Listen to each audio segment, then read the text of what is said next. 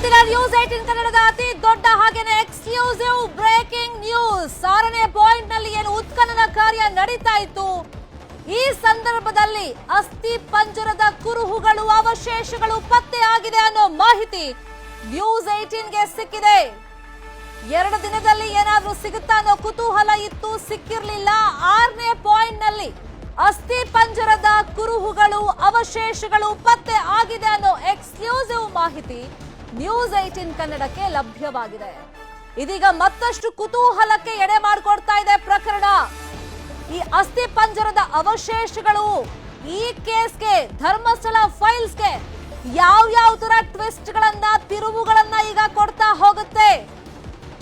ಸಿಕ್ಕಂತಹ ಈ ಅಸ್ಥಿ ಪಂಜರದ ಅವಶೇಷಗಳ ಆಧಾರದ ಮೇಲೆ ಎಸ್ಐಟಿ ತನಿಖೆಯನ್ನ ಯಾವ ತರ ಮಾಡುತ್ತೆ? ಈ ಮಾಹಿತಿ ಎಸ್ಐಟಿ ಮೂಲಗಳಿಂದ ಲಭ್ಯವಾಗಿರೋದು. ನ್ಯೂಸ್ 18 ಕನ್ನಡದ ಅತಿ ದೊಡ್ಡ ಎಕ್ಸ್ಕ್ಲೂಸಿವ್ ಸುದ್ದಿ ಇದು.